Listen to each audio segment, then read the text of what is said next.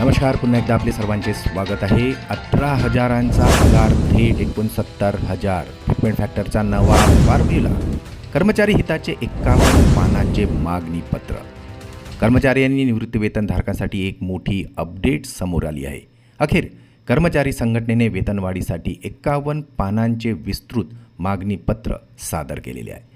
चला पाहूया याविषयी सविस्तर अपडेट. त्यापूर्वी आपणास विनंती आहे, चॅनलला जर नवीन असाल तर सबस्क्राईब करायला विसरू नका आणि नवनवीन अपडेट मिळविण्यासाठी बेल आयकॉनला प्रेस करायलाही विसरू नका. अत्यंत कामाची आनंदाची बातमी शेअर करायलाही विसरू नका. मागणीपत्रामध्ये फिटमेंट फॅक्टर 3.833 करण्याची प्रमुख मागणी करण्यात आली असून यामुळे आता कर्मचाऱ्यांच्या मूळ पगारात मोठी वाढ होण्याची शक्यता दिसून येत आहे. मिळालेल्या माहितीनुसार आता महागाई भत्ता आणि कर्मचाऱ्यांच्या बदलत्या गरजा लक्षात घेऊन निवेदन वेळेपूर्वी सादर करण्यात आले आहे. निवेदनातील सर्वात महत्त्वाचा प्रस्ताव म्हणजे फिटमेंट फॅक्टरमध्ये वाढ करणे हा आहे. सध्या 7व्या वेतन आयोगानुसार फिटमेंट फॅक्टर 2.57 पट आहे, तर तो वाढवून 3.833 करण्याची मागणी करण्यात आलेली आहे.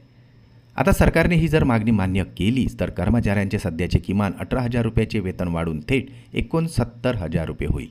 तर कमाल वेतन श्रेणीतही वाढ होऊन या श्रेणीतील पगार 2,15,000 रुपयांवर निश्चित करण्याचा प्रस्तावही यात देण्यात आलेला आहे. प्रस्तावासोबतच कर्मचारी संघटनेने केवळ पगारावरच नाही तर सध्याच्या महागाईचा विचार करून कुटुंब युनिटची संख्यासुद्धा वाढवण्यावर भर देण्यात आलेला आहे. कुटुंब युनिटची संख्या 3 वरून 5 नेण्याची मागणी करण्यात आली असून या कुटुंबाच्या व्याख्येत आता पालकांचाही समावेश करावा अशीही मागणी करण्यात आली आहे. आता यामुळे भत्ते आणि इतर लाभांची गणना करताना कर्मचाऱ्यांना एक मोठा आधार मिळणार आहे.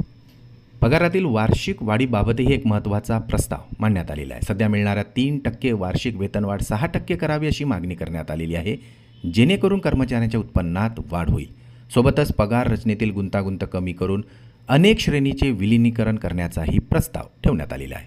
यामुळे पदोन्नती आणि वेतन निश्चितीची प्रक्रिया अधिक सोपी होऊन आता त्याचा फायदा मोठ्या स्तरावरील कर्मचाऱ्यांना सुद्धा मिळणार आहे.